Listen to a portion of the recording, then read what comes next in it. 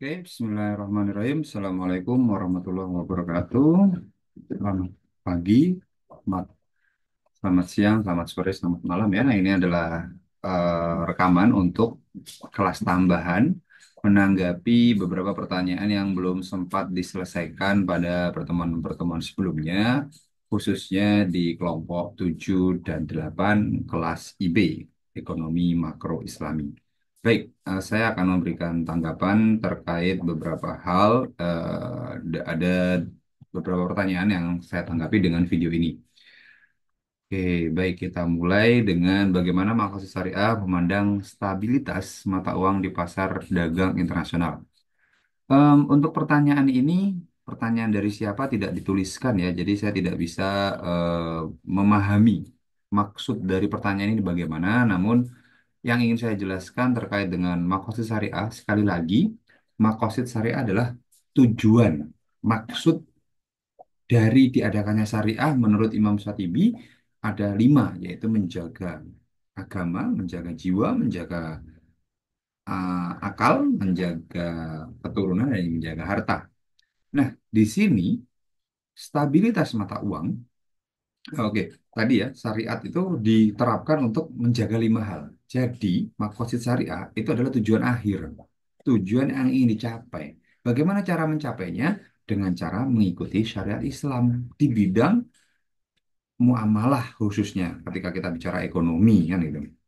Nah, adapun stabilitas mata uang di pasar dagang internasional itu sesuatu yang berbeda. Kenapa berbeda? Tidak berhubungan secara langsung, bahasanya seperti itu. Stabilitas mata uang itu adalah bentuk dari penjagaan harta.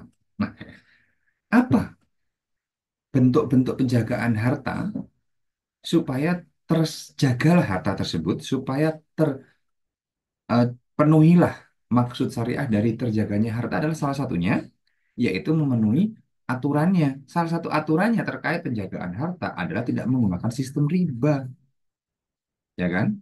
Menggunakan sistem apa yang diajarkan Rasulullah, menggunakan underlying gold and silver seperti yang sudah diajarkan beliau.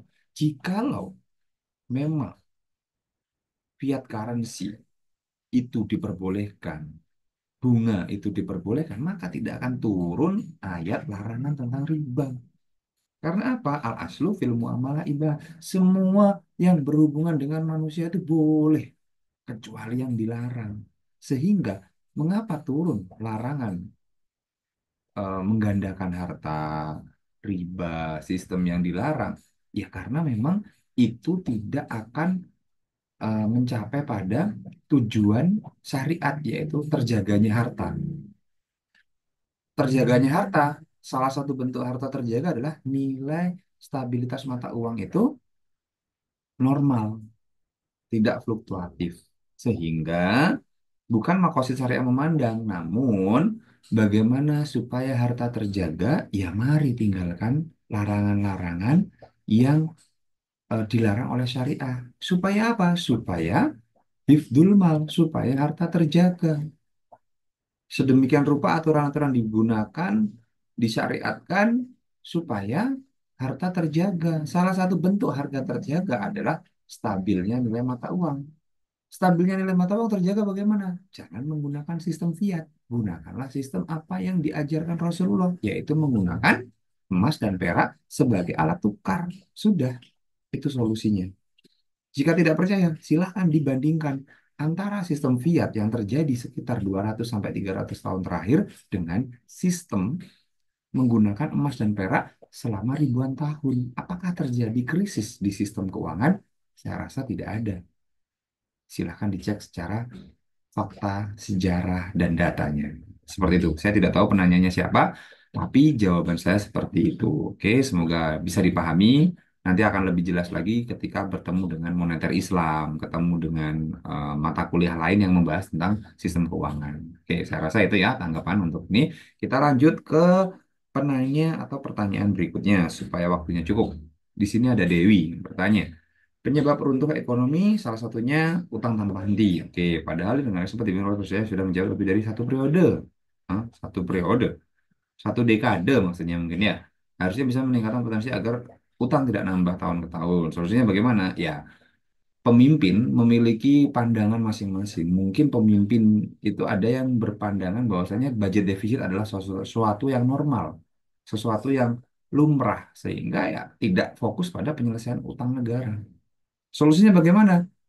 Ya, jika Anda adalah orang yang khawatir dengan utang, maka pilihlah pemimpin yang sama-sama memiliki kekhawatiran tentang utang. Tapi jika Anda adalah orang yang tidak khawatir dengan budget defisit, ya maka silakan setuju dengan itu. Minimal cegahlah dengan tangan gitu. Jika tidak mampu bagaimana? Dengan lisan. Tidak mampu dengan lisan bagaimana? Dengan hati. Ketika Anda tidak setuju, maka dalam hati kita cukup. Saya tidak setuju dengan ekonomi berbasis utang. Ekonomi yang membangun dengan sistem utang. Cukup. Itu saja. Itu sudah bara'atu minad dhimma. Artinya sudah terbebas dari kewajiban. Karena kita sudah tidak setuju dengan kebijakan yang bertentangan dengan syariat misalkan. Ya gitu ya. Jadi seperti itu, solusinya bagaimana ya? Mari kita mendoakan supaya beliau-beliau yang memimpin negara ini tidak terus menambah utangnya, justru sebaliknya berusaha menyelesaikan utang piutang negara ini. Oke, kemudian karena sudah terlanjur posisi negara pemegang sosial lain bagaimana? Ini saya perlu diskusi ya dengan Dewi. Apa maksudnya pertanyaan ini? Relevansi dengan siswa seperti apa? Jika siswa urusan dengan utang, saya rasa tidak ada hubungannya ya. Siswa itu ada memang asnaf yang berhutang karena tidak mampu, bukan negara gitu. Siswa untuk menyelesaikan permasalahan individu terlebih dahulu, bukan permasalahan negara. Apakah bisa membayar utang dengan dana zakat nasional ya itu nanti kita diskusi di kelas ya. Mohon maaf Dewi, ini saya belum memahami pertanyaan yang kedua ini. Nanti bisa ditanyakan di kelas atau bisa tanyakan saya pribadi saat di kelas tentang hal ini ya. Jadi ziswaf dengan kemiskinan tapi bukan dengan utang negara kan gitu. Judul kita seperti itu. Oke, solusinya bagaimana? Ini saya kurang memahami pertanyaan, saya lewati. Novia, bagaimana memastikan manfaat tidak cuma jangka pendek? Mohon maaf. Oke, Novia. Di dalam mata kuliah saya keuangan mikro, Koperasi Islam, saya selalu menyampaikan salah satu visi lembaga keuangan mikro Islam yang bernama Baitul Mal wa Tamwil, yang saya ketahui, yang saya kenal, itu adalah mengubah mustahik menjadi muzaki. Artinya apa? Bagaimana seorang yang menerima zakat suatu saat dia mentas dari kemiskinan, suatu saat dia akan menjadi seorang muzaki. Orang yang dulu menerima zakat menjadi berdaya, menjadi orang yang mampu dan membayar zakat. Contohnya ada apa tidak? Ada. Saya punya buktinya? Ada. Nanti kita ketemu di mata kuliah yang koperasi Islam atau di keuangan mikro. Akan saya jelaskan di sana. Tapi di sini cukup saya sampaikan ada lembaga-lembaga Baitul Mal yang mana dulunya tidak mampu, dia berjuang, dia berusaha, dibantu oleh lembaga zakat, dibantu oleh Baitul Mal, kemudian dia menjadi berdaya, dan dalam jangka panjang beliau menjadi seorang yang muzaki, orang yang mampu membayar zakat, yang awalnya adalah menerima zakat. Oke, seperti itu ya. Jadi bagaimana caranya? Ya, otomatis dengan terus membina, tidak hanya memberikan dana, tapi juga memberikan pelatihan. Dan yang kedua, penting bagi mustahik itu juga ada keinginan untuk mentas, ada keinginan untuk lepas dari statusnya sebagai seorang mustahik. Jika dia tidak memiliki mental yang kuat, maka dia akan bermental meminta, bermental bersandar pada orang lain, padahal dia mampu untuk berusaha. Nah, itulah mental yang tidak disukai oleh Islam. Jadi, seorang Muslim yang kuat lebih disukai dibanding seorang Muslim yang lemah.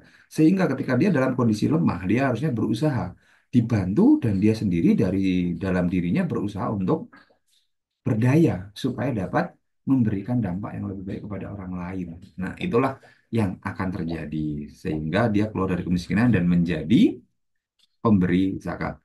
Di video saya yang lainnya juga saya jelaskan bagaimana kuadran kemiskinan dari absolute poverty sampai welfare dari perspektif Islam itu dikembangkan. Oke ya, Novia, silahkan dilihat di video satunya. Lanjut kepada Naila. Solusi efektif, adakah yang menerapkan zakat itu di zaman sekarang dengan optimal? Maksudnya bagaimana ya? Memang sekarang penerapan zakat belum optimal. Beda dengan zaman Abu Bakar Ashidik, di mana zakat diwajibkan.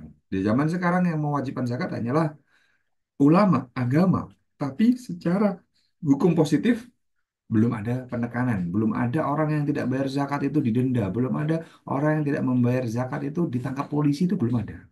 Bayangkan jika orang yang sudah mencapai nisab dan tidak membayar zakatnya itu ditangkap polisi seperti halnya orang itu korupsi, maka insya Allah zakat ini akan seperti di zamannya Abu Bakar Asyiddiq. Oke, bagaimana sistemnya ya? Kita kembalikan kepada di mana zaman keemasan Islam, di zaman para sahabat sempurnanya Islam, beliau-beliau menganggap zakat itu penting. Saking pentingnya, orang yang tidak membayar zakat akan dipidanakan misalkan, diperdatakan misalkan.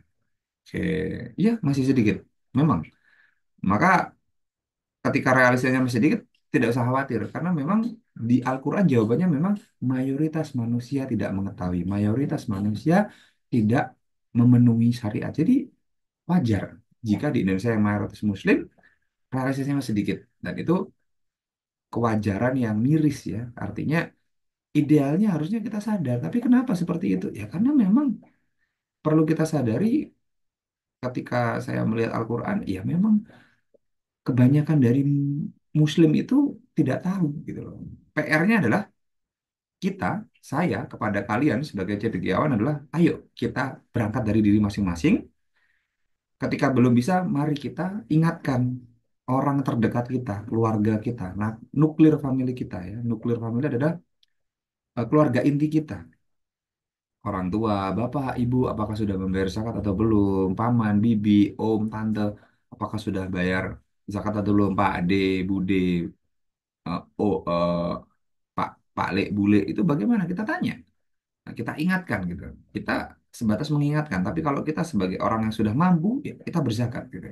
Jujur saya sendiri ketika bekerja dulu terinspirasi untuk bagaimana saya bekerja itu dapat membayar zakat, dapat menegakkan tiang agama. Zakat mal ya, bukan zakat fitrah. Alhamdulillah dimampukan. Kalau belum mampu bagaimana? Berdoa supaya dapat dimampukan. Dan ketika sudah dimampukan, jangan sampai hilaf, jangan sampai lupa bahwasanya ada kewajiban zakat. Dan saya mengajak supaya ketika kita menjadi pebisnis maupun menjadi pekerja atau menjadi pejabat di suatu daerah, target kita bukan berapa omset yang harus kita peroleh, berapa gaji kita, tapi berapa target zakat yang bisa saya bayarkan. 1 juta, 2 juta, ataukah per bulan 500.000, ataukah per bulan saya harus membayar zakat? Bisa dibayangkan ketika kita target zakat kita 1 juta per bulan, berarti omset kita berapa? Ketika kita membayar zakat kita per bulan dari gaji dari pendapatan ada 500.000 berarti berapa pendapatan kita? Silahkan dikalikan. Ketika kita berjualan misalkan, saya tahun ini perdagangan saya harus bisa membayar zakat 3 juta. Tahun depan zakat saya harus 3,5 juta misalkan. Harus 5 juta. Berarti kan ketika kita berniat membayar zakat, otomatis omset akan mengikuti. Tapi kalau kita menargetkan omset, belum tentu kita akan mampu membayar zakat. Gitu ya. Jadi itu saran saya Nila sebagai pertanyaan terkait tentang zakat ini. Kita lanjutkan. Saudi memiliki sistem zakat yang terorganisir. Zakat tidak hanya diwajibkan bagi individu. Oke. Untuk ini jawaban. Untuk pertanyaan tentang Arab Saudi, mohon maaf saya kurang mengetahui tentang Saudi bagaimana. Nanti coba saya cari tahu terlebih dahulu.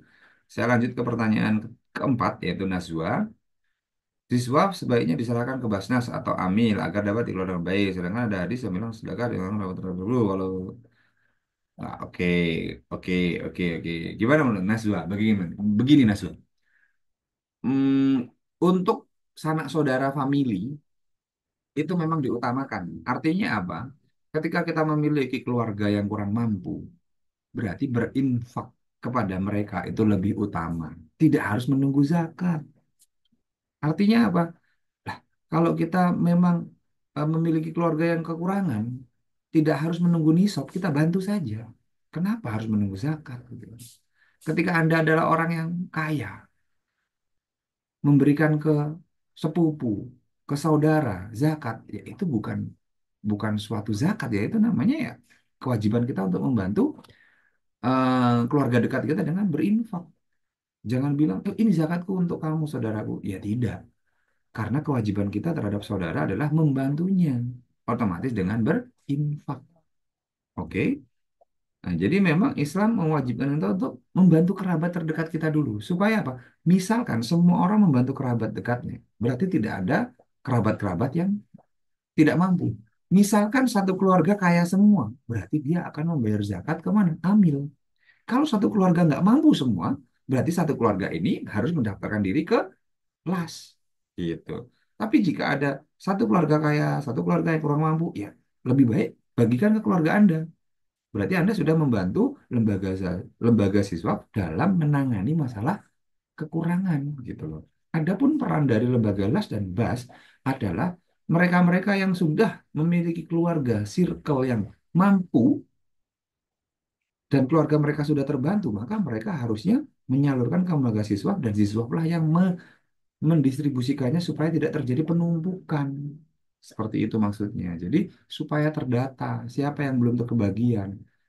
Oke, kalau semua orang misalkan, bukan kerabat nih, tetangga, saya memberikan ke si A, Anda memberikan si A, si B memberikan si A. Berarti si A mendapatkan 3 kali jatah yang harusnya merata. Nah, ini yang kurang bagus.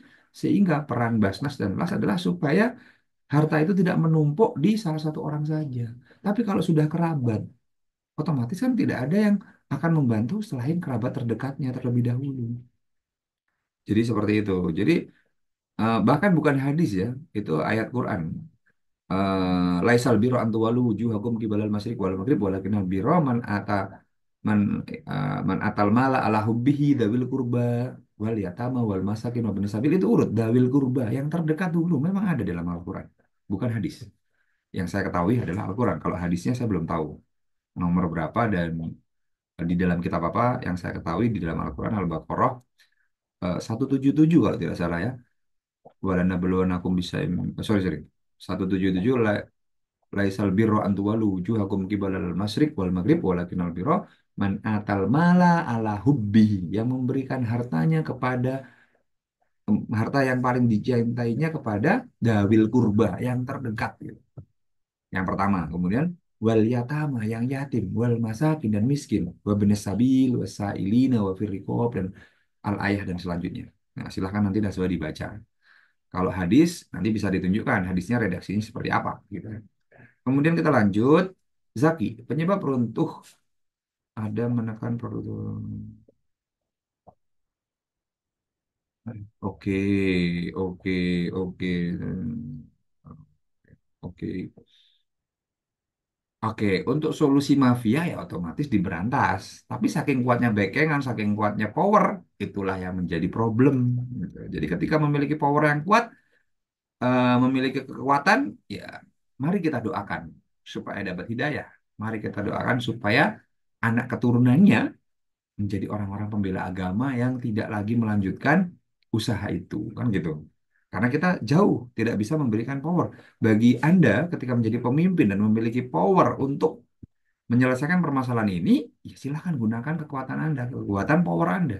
Tapi ketika kita tidak bisa, ya kita gunakan doa kita.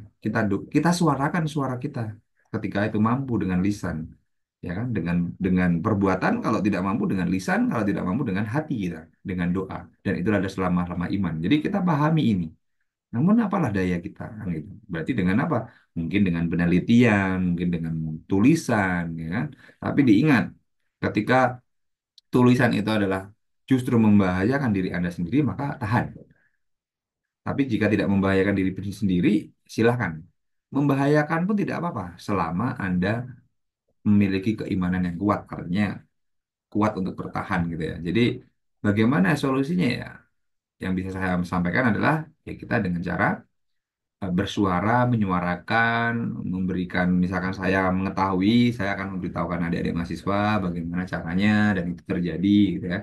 Jadi itulah yang terjadi di Indonesia ini. Jadi semoga saja pemimpin yang ke depan ini bisa memberantas terkait hal-hal ini. Oke, itu ya Zaki ya. Karena kita tidak berada pada tahapan yang bisa mencegah. Gitu. Karena power kita masih belum kuat. Kenapa suatu negara bisa spend money di militer besar? Seberapa besar pengaruh kota masih Bentar, pertanyaan Akmal ini kurang relevan ya dengan materinya siswa dan poverty. Kenapa bertanya tentang militer? Ini yang mohon maaf saya tidak bisa menanggapi. Di satu sisi ini tidak relevan dengan materi, di satu sisi saya juga tidak memahami tentang spending militer. Intinya yang saya bisa sampaikan adalah memang di zaman Umar ekspansi itu besar-besaran. Kenapa militer itu perlu? Untuk menjamin keamanan supaya tidak diremehkan. Ketika kita tidak memiliki persenjataan, maka negara kita pernah terjajah. Karena apa? Mereka tidak takut. Bayangkan ketika kita memiliki persenjataan yang cukup, memiliki nuklir saja, sesuai dengan pendapatnya dalam suatu kajian, ketika kita memiliki ilmuwan nuklir dan kita memiliki bahan bakunya dan kita memiliki 3 atau 4, 5 titik di Sumatera, di Jawa, di Kalimantan, di Indonesia Timur, satu lagi di tengah-tengah Indonesia gitu, di Jawa mungkin 2, Kalimantan 1, Sumatera 1, Sulawesi 1, dan Indonesia Timur 1, itu beliau berpendapat ketika kita punya 5 tempat itu, seingat saya, semoga tidak salah, negara itu tidak, negara lain tidak akan berani menyepelekan kita karena kita memiliki nuklir. Karena apa? Ketika kita memiliki nuklir, menurut beliau, itu akan menjadi keamanan dan tidak akan menjadi apa ya, sasaran diremehkan oleh negara-negara maju lain. Nah, itu menurut beliau. Jadi ketika kita memiliki senjata itu hanya untuk menjaga keamanan, bukan untuk perang, tapi untuk supaya mereka tidak semena-mena dengan negara kita. Jadi seberapa besar pengaruh kekuatan asing terhadap stabilitas negara? Nah, ini yang saya kurang paham ya pertanyaan Akmal ini. Bagaimana cara menangani pengeluaran negara yang terlalu besar? Nah, materi kita ini kemiskinan dan ziswaf ya, bukan bukan anggaran negara. Saya juga bingung. Ini harusnya ditanyakan di bagian belanja negara, ya, di kebijakan fiskal dan moneter harusnya di belanja negara ya, bukan di materi siswa dan properti. Jadi mohon maaf, saya lewati terlebih dahulu. Oke, yang saya bisa sampaikan itu tadi. Ali Hafiz, syarat pengentasan, meningkatkan akses. Bagaimana strategi pemberdayaan ekonomi yang aktif dan saya kurang memahami pertanyaan Ali Hafid, namun saya coba menanggapi syarat pengentasan kemiskinan. Kita lihat di atas ya. Di sini ada syarat mengentaskan kemiskinan menurut Yusuf Kordowi. Mana ya? Hmm, oke. Nah, ini syarat mengentaskan kemiskinan menurut Yusuf Kordowi. Ada beberapa hal di sini ya, kita bisa lihat. Pemberdayaan, zakat sedekah, pendidikan pelatihan, kesehatan yang baik, partisipasi sosial. Baik. Oke, itu tadi syarat mengentaskan kemiskinan menurut ulama besar ya almarhum Yusuf Kordowi. Pertanyaannya adalah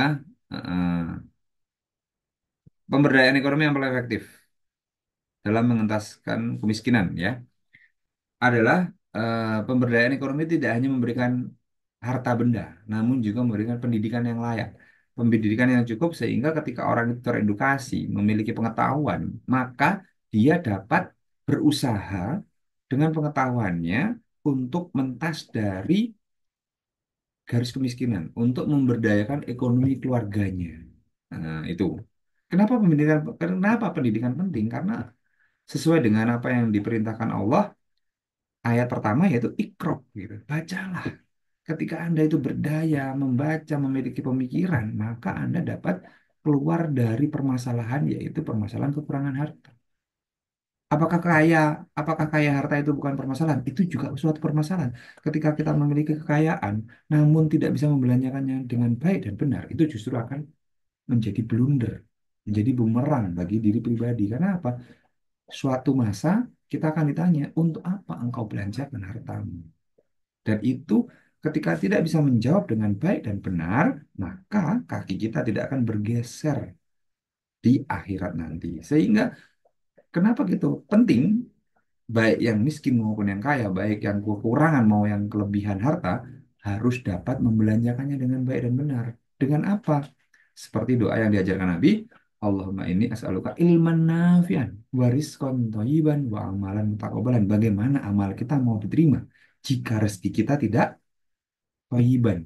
Bagaimana rezeki akan thayyib jika tidak memiliki ilmu yang bermanfaat? Apa itu ilmu bermanfaat? Ilmu nafi'an adalah ilmu yang bermanfaat untuk dunia dan akhirat. Kalau hanya untuk dunia saja, belum tentu akhiratnya dapat, maka halalan riskon toyibannya tidak akan tercapai. Kalau riskon toyiban tidak tercapai, bagaimana amalnya diterima, amalan mutakobalan, kan gitu.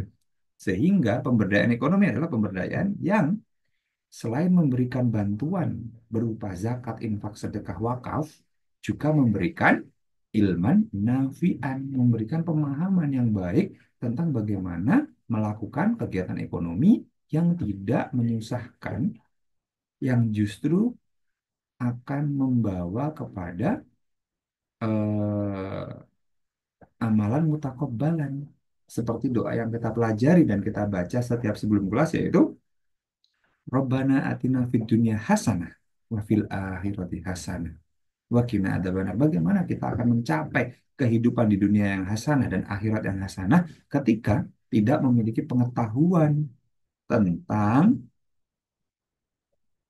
berekonomi yang baik, tentang bermuamalah, bertransaksi yang baik. Jadi, bagaimana ekonomi akan berdaya ketika tidak memiliki pengetahuan tentang hal itu?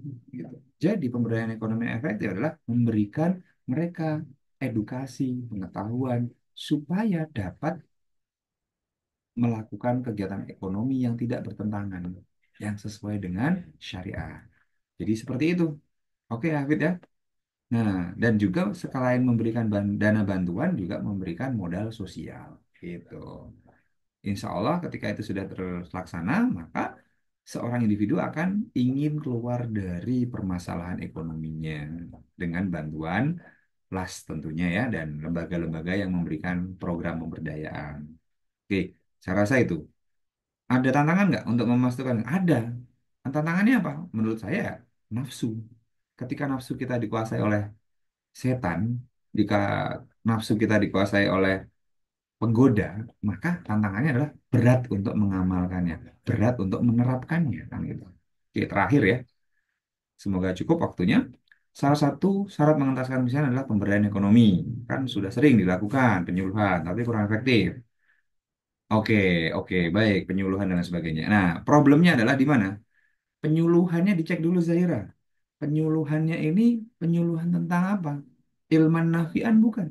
Kalau bukan tentang ilman nafian, berarti tidak akan mengarah kepada riskon toyiban. Tidak mengarah kepada riskon toyiban, maka tidak akan mengarah kepada amalan mutakobalan. Kan gitu. Doanya kan Allahumma inna nas'aluka ilman nafian wa rizqan thayyiban wa amalan mutaqabbalan. Coba dicek. Yang kamu maksud sering dilakukan penyuluhan, konten penyuluhannya apa? Oke, konten penyuluhannya apa dulu? Oke, siap. Satu itu ya. Kedua, ketika sudah diberikan penyuluhan, bagaimana masyarakatnya? Apakah masyarakatnya menerapkannya dengan baik? Apakah masyarakatnya hanya mendatangi dan meminta transport? Dan bagaimana monitor evaluasi dari pemberi penyuluhan? Gitu kan. Kurang efektif. Alat ukurnya apa tidak efektif? Karena di lembaga-lembaga zakat, lembaga-lembaga Baitul Tamwil yang menggunakan metode syariah, banyak dari mereka yang merasakan efektivitasnya. Videonya sudah saya share atau belum? Nanti akan saya share atau enggak cari di YouTube saya upload. Ada Mystical Economic, satu dari BMT Sidogiri atau sekarang dikenal dengan UGT Nusantara, satu dari BMT Beringharjo. Bagaimana efektivitas lembaga, kedua lembaga ini yang sampai sekarang bertahan sudah lebih dari 10 tahun, mereka tetap bertahan dan istiqomah untuk melakukan pemberdayaan ekonomi masyarakat sesuai dengan syariah. Oke, jadi silakan dicek agar lebih bisa terselesaikan. Ya itu tadi, Al-Baqarah 53. Ya ayyuhalladzina amanu ista'inu bisobri wasolah. Gitu. Sabar dengan sholat adalah penolong. Bahkan dalam hal pengentasan kemiskinan, saya rasa dua hal itu menjadi penting. Di video yang lain saya sampaikan, kemiskinan itu ada dua, yaitu kemiskinan spiritual dan kemiskinan material. yang dibahas ekonom zaman now dan kebanyakan mayoritas mereka membahas hanya kemiskinan material. Padahal kemiskinan spiritual itu juga penting dibahas. Oke, nanti kita ketemu di video lain tentang kemiskinan spiritual dan kemiskinan material. Orang yang miskin material namun memiliki kekayaan spiritual itu jauh lebih mulia dibanding orang yang miskin spiritual namun kaya material. Itu justru malah merusak tatanan negara dan merusak perekonomian sebuah negara. Oke, saya rasa itu respon saya untuk kelompok 7 dan 8 dari kelas IB. Nanti saya jadikan satu dengan video kelas IB. Adapun materi berikutnya adalah materi mengenai siswa dan poverty yang kedua. Oke, subhanakallahumma wa bihamdika asyhadu alla ilaha illa anta astaghfiruka wa atubu ilaik. Akhirul kalam, bila taufiq wal hidayah. Assalamualaikum. Akhiru da'wana. Assalamualaikum warahmatullahi wabarakatuh.